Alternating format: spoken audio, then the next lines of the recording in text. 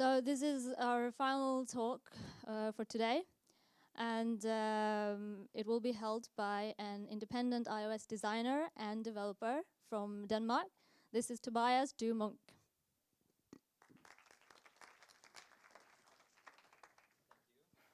You can all hear me. At least I can hear myself almost in double. It's always strange. Audio seems to be working. The screen is working, that's good. Hello, I'm Tobias Due Munk, and I am from Copenhagen in Denmark, and I actually just started a two-person studio, so I'm not independent anymore. But I was very, very recently, so that's what I do now. I'm here to talk about depth sensors and their APIs on iOS specifically, and it's under the title Into the Deep. So I kind of like to start big, so you'll have to excuse me.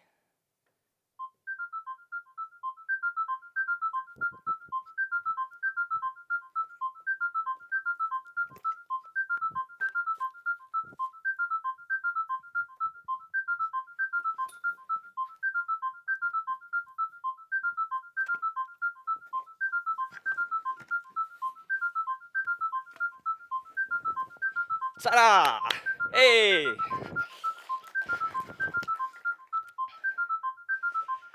Okay, so into the deep. This is what we're going to do.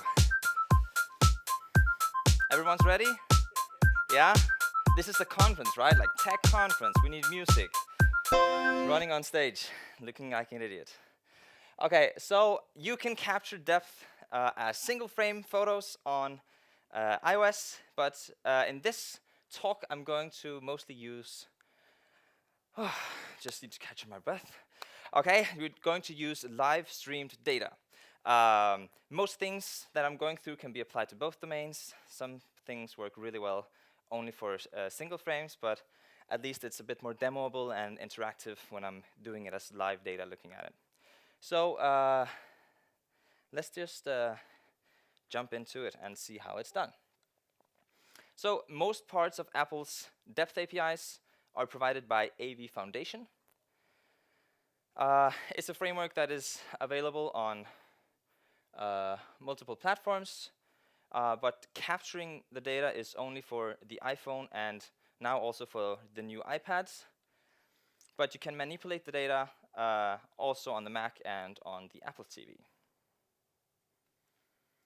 So device support for depth sensing is like this. The list is growing wider and wider. If the device has Face ID, it can capture depth on the front. And if it has a dual camera, it can also capture depth. And then there is the odd one of the new iPhone XR, 10R, that also does capture depth, but it only does it for still footage and not for live. I haven't had my hands on one of the XRs yet, so I don't really know any specifics of it, but in many ways it works very similar to two other ways of doing this, so the dual camera and the true depth camera on the front. So initially we set up a discovery session from AV Foundation, and as you can see here, we want to find the appropriate cameras on those devices that I just listed before. We're looking for the true depth camera that is on the front, and we're looking for the dual camera that is on the back. And as I just mentioned, we will be looking at video, so the media type is video. We can ask the discovery session for all the devices that matches our requirements. We pick one of those devices, upgrade it to a device input, and then we add the input to an AV capture session. That's what's on the last line. Then we create a depth data output. We add it to the same session. And then we assign a delegate to the output so that we can listen for data. The delegate callback is quite a mouthful, as some of you might be familiar with in Apple's APIs sometimes. But there's only one thing here we're interested in, and that's the AV depth data object. So let's take a look at what it contains. The AV depth data is backed by a CV pixel buffer. This buffer might be familiar to if you've worked with images or videos before on Apple's platforms.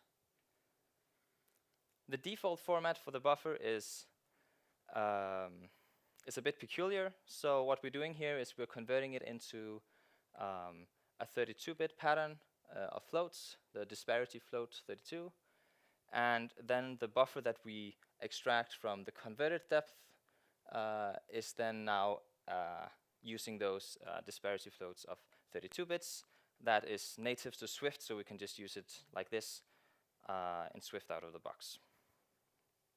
And this also means that each pixel point in our buffer now contains one value. It's not like RGB where you have 3 values for each pixel.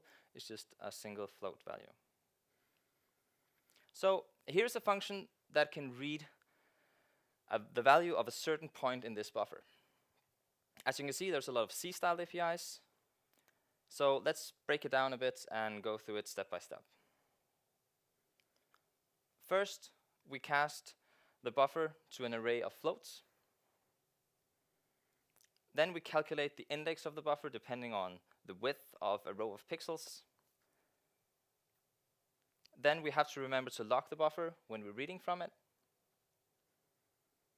And with this, we can now read a single value in the buffer. But what is this value? So we need to introduce just a little bit of terminology, and that is the word disparity. Disparity is the inverse of the distance. So it's fairly straightforward. A value of 1 equals 1 meter. And then when we get closer than 1 meter, the value becomes bigger than 1. And when we move to an infinite distance, disparity has a value of 0. So be sure to name things right in your code when you're handling this. I've found it very easy to kind of get confused about which one I'm using, and then the values are just completely inverse. So even though it's depth data, sometimes the depth is disparity and not depth. Demo time. Are you ready? Yeah.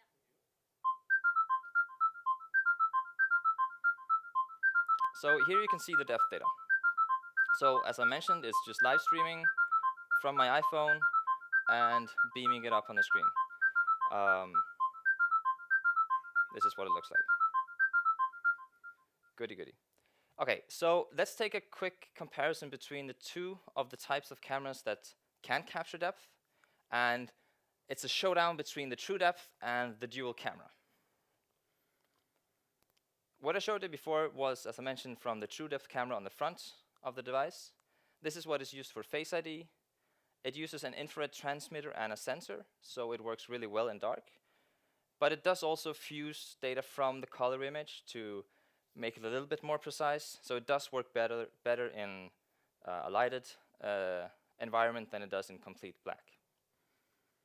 And now let's take a look at what the dual camera looks like. And this is kind of a mess. And the thing is that the way that the dual camera works is that it tries to infer the depth from the stereo effect from the two cameras. It performs really bad in low lights, and it also performs really bad when it's streaming. So it's quite highly computationally expensive. So they are turning down all the different knobs for making it perform just somewhat decently, but that also means that it's basically useless, even on the newer devices. But it's quite fine for static photos. Actually, it's better than the true depth camera for static, if there's light. Okay, so when we're capturing depth, there are some settings that we can change in AV Foundation, but there aren't that many. And actually, the single most important one is one for filtering. So let's take a little bit of look at how it works. So here, filtering is disabled.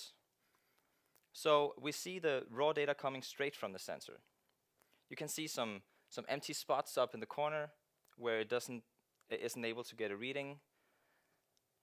And if I'm holding my arm like this, you can see there are it's kind of like a shadow effect on the lower side of my arm. And that's because the infrared transmitter and receiver aren't located in the same position on the front of the phone. So it kind of has an occlusion effect from from that fact. And you can also see here when I'm moving my hand really close, so it's kind of like 15 centimeters, 20 centimeters, then it just stops getting any readings. So it also needs to have kind of a minimum distance. It also has a maximum distance. It depends on the background noise. So that means that if you're in a very sunny location, then there's too much light that is messing with the AR data. If you're inside, you can kind of get a bigger distance. But in general, the front sensor is good for like up to 2 or 3 meter distance.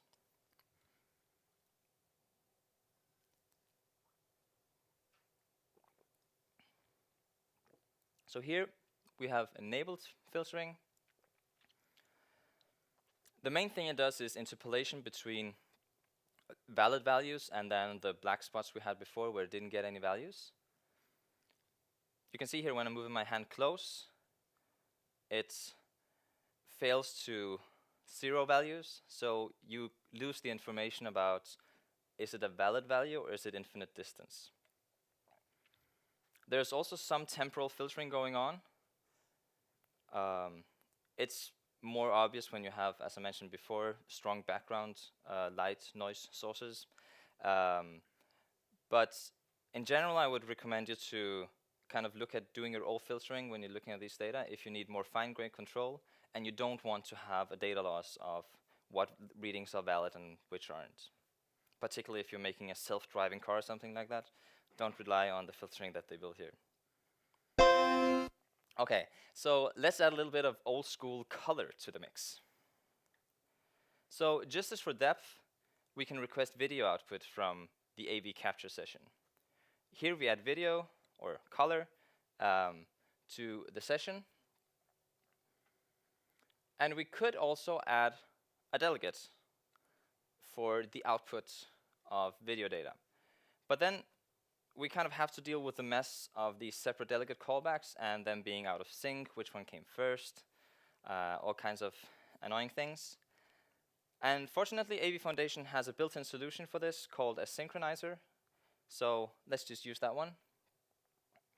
First, we take the two outputs that we have, so the depth data output from before and the video data output that we just created. And then we add it to a synchronizer. And now we can set a delegate callback for the synchronizer. And then this is the callback that is called when something, like some data is changing. So highly recommend using the synchronizer. It makes sure that Apple is kind of has to deal with how the hardware speaks and pushing out things, so they deal with a lot of low-level stuff so that we don't have to. And again, we have a delegate callback that is a bit messy. This is the part that we're interested in. It's an AV capture synchronized data collection. Fun stuff. The data collection has subscripting just like a normal dictionary does. So we can use our data outputs for keys for this subscripting. And then in this case, we're also casting the values to the expected type. So that is, for instance, the AV capture synchronized depth data and the AV capture synchronized sample buffer data. The first one for depth and the last one for color data. So depending on the use case, we might want to discard all the data if just one of the two outputs drop a frame. So that's what we're doing here, just saying like, did the depth data drop or did the sample buffer drop?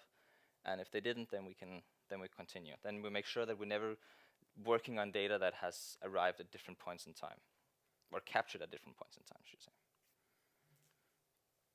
So despite a little bit of convoluted code to kind of get to this point and using the synchronizer, we finally have our depth and video data mostly perfectly aligned. At least they're synchronized. And now you can see that here we have my low resolution face popping through the code. So this is really nice. Now we have more data to work with, and I don't know what the saying is, mo data, mo fun, or something like that. So let's give the depth module on the phone a little bit of a break. Just before this talk, Face ID had stopped working on my phone, like just stopped working. Tried to reset it, set it up again, and it said, please point the phone at your face, and I did it, just did nothing. So I was like, okay, I hope the module didn't die. I didn't bring a backup phone for this. I restarted the phone, and of course, then it worked again. So kind of be careful. It's kind of heavy on the depth module to just run it all the time. And actually, my speaker mode says dance question mark. I don't know. Like, are you ready for the beer palace later? No, we'll see. Okay. So you might be wondering, what's up with the resolution? Is it really lo-fi as the 80s? No, ish. So here I'm digitally zooming in on my right eye. Wink, wink. It's not that creepy, right? And it doesn't actually show the full extent of the resolution, so I want to go one step further along the scale of using embarrassing facial features and projecting them up on a big screen in front of a large group of people. So here's my nose. And there's no interpolation going on here. If I cover my nose, you can maybe see the rest of the stuff. So you can see that it has a VGA resolution, and that's from the front camera. The back one produces, the dual camera on the back produces a quarter resolution of that. But as you saw earlier, the quality of that resolution really isn't that useful anyways. And for still photos, both the front and the back produces somewhat higher quality, like it has a higher resolution, but it's not completely one-to-one match to the color data that we have from the cameras. So you have depth data at a lower resolution than what you get from the color data. Okay, so before we're going deeper into the depth data itself, let's have a look at a higher level API that uses the depth sensor. Introducing ARKit. ARKit is iOS only. If you don't know ARKit, that's what Apple uses on big iPads like this on screen when they have events. We can also use it for other stuff. Apparently that's what they want to demo all the time. So the setup for the AR session here is very similar to what we saw for AB capture session. We configure it to give us face tracking output. And then we set a delegate, but this time it's not set on the output, it's set on the session itself. So we don't have to use a synchronizer. So that's quite nice. And just as a note, of course, this only works on, or not of course, it only works on Face ID capable devices. So the face tracking is also only for the front-facing camera with true depth and not for the dual camera on the back. So here we have the delegate callback for the session. This is the same callback that is used for plane detection and image detection and whatever new stuff they will put into ARKit for detecting. And everything is synchronized, so if you add multiple requests for different types of outputs, they will all arrive here in a synchronized, nice manner. You might have seen demos of plane detection and image detection. It's the more usual cases of ARKits. Maybe you've seen demos on the Twitterverse. Okay, so again, massive delegate callback. There's one value where we are interested in, and it's this vaguely typed array of AR anchors. And as I mentioned, already all synchronized. We try to map to our expected type. So we were requesting face tracking, and the expected type then is an AR face anchor. And then we just grab the first one because it's just me up here. And then we get this also somewhat creepy thing. So here I'm rendering a geometry property that is on the AR face anchor, and I'm just putting it into a 3D scene. I'm not doing any animations or calculations or anything. This is like, it's just like a 3D geometry property thing you can just use directly. So you get quite a lot from just very, very basic things. You could overlay this on camera data and use it for like the Snapchat face mask filter stuff like that. So it's just a simplified mesh of your face. It does have a little bit of adaptation to each person. So if you have a round head, it matches that. If you have an elongated head, mine looks a bit elongated, it wraps that. You can kind of sometimes fake having a different head shape. So like sometimes you can fake it to have a bigger chin. I don't know if that's visible. It's kind of fun. So that's kind of like a very basic, easy to use thing if you want that. But if you want to go a little bit deeper, there are some very, very detailed values for facial features. And they are called blend shapes. These are the values that powers Animojis and Memojis. There are 50 plus values. They're probably adding more along the way when hardware gets improved. But it has things like position of brows, eyes. It also has nose sneer and how much you're squinting on each eye. And the blend shapes are just a dictionary of legacy NS numbers. So it's quite easy to read a value from it. So what we're doing here is just saying from the blend shapes, take the key mouth pucker, and then if it has a value bigger than 90%, that means that we are auto-snapping a photo. So this is a full app idea, like full app idea. No one has done it before. You can take it if you want it. It's yours completely for free. Best photos. Okay, so just a small music demo to kind of show the quality of the blend shapes and the values. You can use it for more than just snapping perfect selfies. So let me just turn on some music.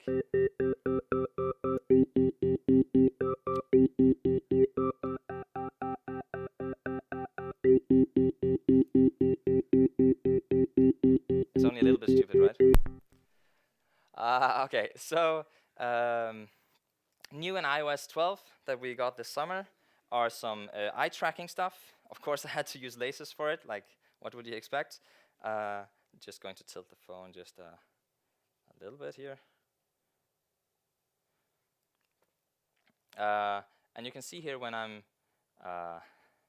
looking to the right or to the left, it's tracking. And it doesn't use depth for this. It uses color data, so they're kind of looking at where your eyes are, like the black part inside the white parts. Oh, shit. Can you edit that out? No. Okay. I should have used the Norwegian term, oh my gods. Okay, so the thing that happened right now up in the corner is it runs too hot. So you can kind of listen for notifications for it, and you can add stupid notification sounds for it. And basically, it's kind of like you get different notifications for different kinds of severity. So this is like system temperatures too hot, and then you can get like fatal and whatever things before it combusts like a Samsung phone or something like that. And it's quite nice to use. AV Foundation does do some auto throttling by itself if you don't kind of when you're asking for a frame rate, you kind of set it to be between this range. Like that's the default thing to do. So it kind of auto throttles if it gets too hot. But you can also do your own more aggressive throttling. Maybe you want to save battery life for some users in some cases, and maybe you just want to notify the user that, oh, by the way, the app that you're using now doesn't work that well because we would have to throttle that much, so you can't use it. Like, please put your phone in the freezer for a short amount of while, and you can use it again. It's really hot, and it gets like hot. Okay, so just to continue with the rest of the talk. So here we have these laser eyes that look around, and what it also was also introduced in iOS 12 was kind of a point in 3D space where they're kind of estimating where you're looking. So if you're kind of like, depending on like how far you're looking, it tries to kind of estimate that point. And this is just a very simple, like a 2D representation of that point. So again, looking left and right. And if we combine these two, maybe you can get a better sense of how they work. Obviously, this was quite difficult to debug when I implemented it because I can't see shit, right? So it actually took a while. And my 3D math skills aren't the best, so this can be done much better than what you see here. There's a guy called Matt Moss. He did a demo this summer of this feature to kind of show how it could do different things. And actually now he put out an app on the App Store for browsing the web. So you basically have, I don't know what you would call it, but it's basically like other eye tracking software when you're like, if you're blinking when you're looking at something, then it selects it so you can kind of navigate the web. It's really interesting from an accessibility point of view, but it's also quite interesting to see that we can, without adding any external hardware to the phone, you can actually do different types of user face interaction that doesn't have to be touch. So we have touch, voice, and where you're looking. Like that's the next big thing, I promise you. Probably not, but at least it's interesting. Okay, so back to some more Cody parts. In the very beginning, God created everything. No. Okay. In the very beginning, we saw how we could convert a CV pixel buffer to contain Swift native floats. And now, in the interest of performance, we don't want to necessarily convert the entire buffer. We just want to look at a single value. So let's see what that single value looks like and if we can do the conversion by ourselves. So it turns out that the data, when it arrives from the sensors, at the first step from AV Foundation when it's handed to us, are disparity floats of 16 bits and also called a half float. I had to look it up. And it's not available in Swift Foundation. It is available in the Metal framework and also somewhat in Core Image through Metal. But when we want to use it from Swift, then we don't have any way of reading it. So like what we usually used to is that we have 32-bit float and 64-bit doubles, and here we then have just a 16-bit half float. So let's just make a small extension that kind of covers that Swift doesn't provide a native type for this half float. So to convert one way, we're using the first extension, and of course it contains some magic. And as follows, the other one going back contains reverse magic. And you might be thinking, I kind of want to see some magic. Well, here you go. You wanted magic, you got magic. I'm not going to go through this. I probably wouldn't be able to, but it does work-ish. So I went online, found the Wikipedia page for it, and tried to figure out how to do this. It's some bit masking, bit shifting, and like exponent significant calculations. I know much more about how floats work now, but I also know much less. But that's how it often is when we try to learn new things, isn't it? Of course, you can find this stuff online afterwards if you want to check it out. So now we can use this new extension we made for this half float type, and then we adapt our getter that we created in the very beginning for the CV pixel buffer. And then instead of casting to floats as we did last time, now we're casting to uint16s because they are 16 bits. And then we take the bit pattern from that uint and convert it into a floating value using our .halffloat API down here in the bottom. And now we can read a single value from the pixel buffer without having to convert the entire thing first. So for some cases, that's quite a performance win if you don't need to have all the values anyway. So let's just take a quick look at what we can, how we can use this, mainly to how to use it as an input device. So here we calculate a point for the left and right hand each somewhat, so like center half of each, the center of each half of the screen. And then we use the get function that we just implemented before to get a disparity for the left side and a disparity for the right side, or left and right hand. And let's use the left hand to, or left side, to use to change the node of the instruments when the left hand is close enough to the device. And similarly, we can change a filter characteristic depending on the distance to the right hand.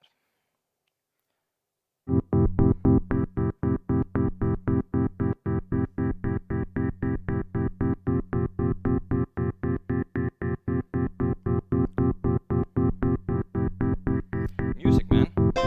Okay, so a typical first step for using depth data, particularly when you want to do more imagery stuff, would be to normalize it.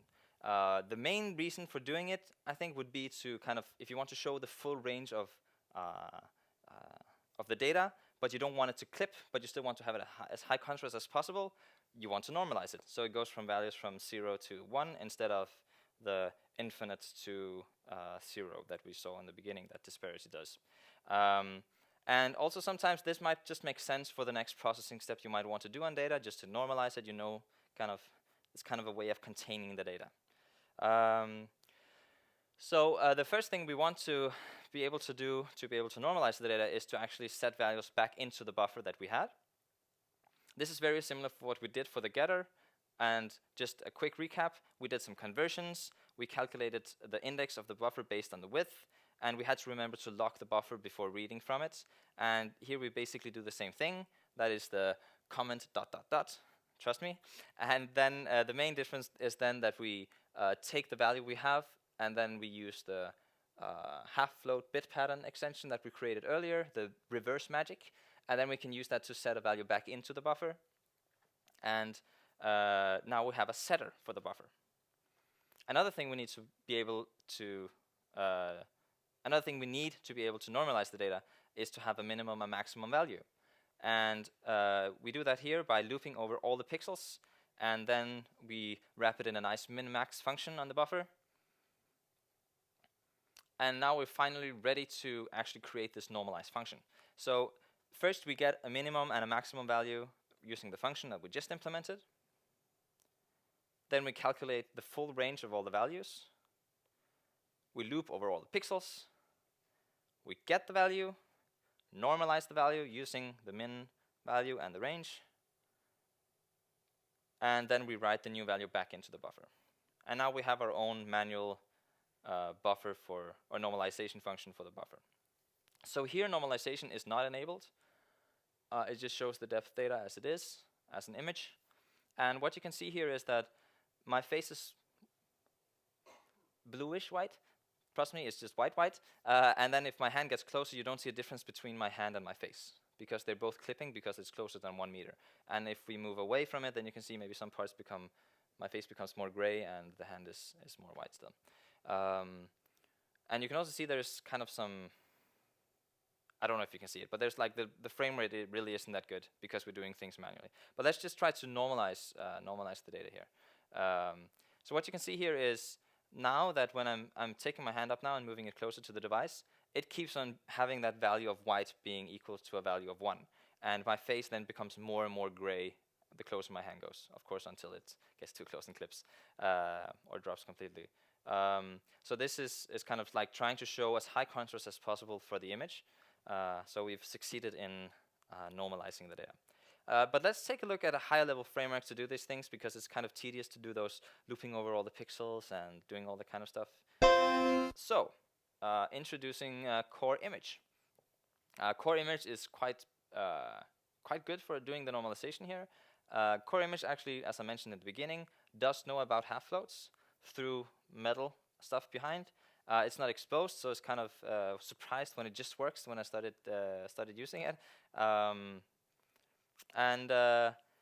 Yeah, let's just kind of re-implement everything we just did for like the manual normalization, and then just do it in core image. And I promise it's a bunch of fewer steps, so that's good. Core image is available on all the same platforms as I mentioned that you can manipulate it with depth data and work on it in Ape Foundation. So iOS, macOS, tvOS, or as I would call it, all the performant platforms that Apple has. Core image is by far my most favorite framework on iOS. It's super powerful. I can only encourage you to dive into it and see what it can do. But I'm going to show you some of the things it can do here. So a core image is a type that can be initialized directly from the buffer. It doesn't actually do anything, it just kind of wraps it. So it's super quick, super easy. And just as before, we need to find the min and maximum values. Core image has a filter called area min max red. It's a bit strange because the result from it, from anything from core image, is always an image. It can't just give you some values. So the way that we get the result back is a 1x1 pixel image. And yeah, this filter is not documented by Apple, only introduced at DubDub. So if you need this, now is the time to pay attention in this talk. So we rendered the output, as I mentioned, the 1x1 pixel image into a CI context. And then you can see here that the format is .rgh, and it means that it contains 2 values for each pixel, and it only has 1 pixel. And then both of them are half floats. So the R and the G is red, green, and the H is the half floats. And the first value, red, is the minimum, and the second value, green, is the maximum value. And then we use, again, our half floats extension to be able to convert that UN16 value into a float value that makes sense to us. And finally, we can then use a CI color matrix to actually perform the normalization on the data. we're using the minimum and maximum values we just found, and the math is the same as before, but the API is a little bit different, so the calculations look different, but in the end the math is the same. We're just here doing it to match how the color matrix filter wants it. So it wants a bias and a slope to be able to work. And you can see we're doing it kind of for both the red and the green and the blue and the bias vector in it. And yeah, that's just how core image works. It's a bit verbose sometimes, but at least it does some things for us nicely and fast. Okay, so you might be able to see some performance improvement now. You might not. But at least I can promise you that it uses the CPU way less, because core image does a lot of stuff on the GPU. So at least you're freeing up resources from the CPU by moving it to the GPU, so you can do other stuff on the CPU. Okay, so let's go a little bit further in what we can use core image for, and see what we can build with it. So I have a couple of examples before I get finished with the talk. I'm not going to show you the full code here. I'm using the same CI color matrix as before to create kind of two opposing slopes on the depth data, and then I'm combining them using a blend filter, and then this is what we get. So it's kind of scanning through the depth data in the scene. As a next step, we can use core image CI edges filter that kind of does some edge detection, so you get more like a Terminator style effect or something. This is very similar to what the Halide camera app uses for their depth preview. So they do something like this and then overlay it on the color data. So you have a normal viewfinder for color on the camera, but they also want to visualize depth data along with it. So they use something like this to kind of combine those two data streams and show it in one picture. And finally, a very common thing to use depth data for is to blur the background of a photo. And the end goal is to make it look more pleasing. And portrait mode is what it's called on iOS and on the iPhone. And it's built into the stock camera app. So the filter that they're using is, for the portrait mode, is the CI depth blur effects that you can see here. I can point now. There you go. Here. It's inverted, so it's not that easy. Oh my God! You should clap when it's crashing, right? Didn't we learn that? And now it doesn't show anything. That's good. That's good. No worries. There we go. Nice. Okay, so it takes the color image and the disparity image as input. And it defaults to focus on a face that it can see in the scene. You can see if I move my hand closer, it still focuses on my face. If I cover my face, it just defaults to then focus on the thing that is the closest. So if I have two hands, then it focuses on my hand here instead. So it has some default modes, but here we can kind of force it to have a focus point in a specific place. And we do that by using the input focus rect, adding it to it. And then core image is inverse. It's like macOS. So compared to iOS, it's like Y-flipped, the coordinate system. So we have to kind of flip the focus point before we add it to it to make sure the calculations are right. So like if you're translating from a tap on the screen from an image to say then the focus should move to that point, then you need to remember that you should flip stuff in the Y direction. Now that we set the focus rectangle, the default focus is gone. So you can see it kind of doesn't look like it's focusing on anything because it's actually not blurring out thing in the front of the focus point, only things behind. And because the focus point is up in the corner, it just keeps everything in focus because it's pointing at the screen behind me. But here you can, is it the left hand or the right hand? Yeah, it's the left hand. Cool. So you can see here that it's focusing on my hand up here. When I'm moving it back and forth, it's kind of, if I put it next to my face, then my face should also be in focus. Does it work? Like this. Coordination. This is why we're doing this one when we're kids, right? Okay. It's actually quite difficult when things are mirrored. Okay, so we can change how much the stuff should be blurred. Here the blurring value is set to 22, which means that it has an aperture of 22, which is inverse to the blurriness. So the background is not that blurred here, but you can see there's still a little bit blurred. And then we can go to the other end of the spectrum with a value of 1, and then most things are blurred. Like here, even my eyes are blurred a little bit. So that's very, very extreme. So a very shallow depth of field. On cue. That's all I have for you today.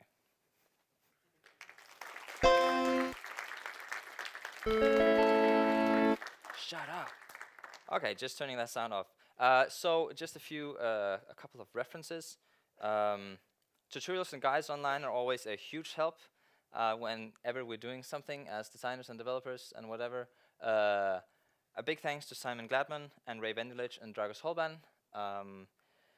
The Halide camera app I mentioned, it's really awesome if you want to work with depth data and you kind of don't know where to start, particularly if you're not that into iOS development, then use the Halide camera app to capture a depth photo, and then you can export it, and then you can work with it in Photoshop or another photo editor of your liking. I made an app called Slør that basically is the filter that you saw in the very end for kind of changing the portrait blur thingy. And then the Mac sounds I used are from png.com. Open source is a big reason why we can work efficiently as developers. So here's a shout out to 2 of the frameworks that I'm using in this demo. This is the audio kit for all the sounds, and then Hal inspired me quite a lot. And by inspired, I mean I took the code and used it for the format filter.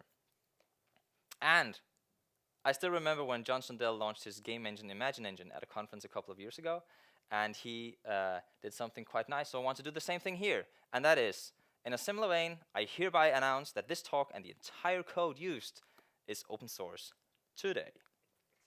You're welcome. Go grab it here. You might find it fun and useful to poke around in it.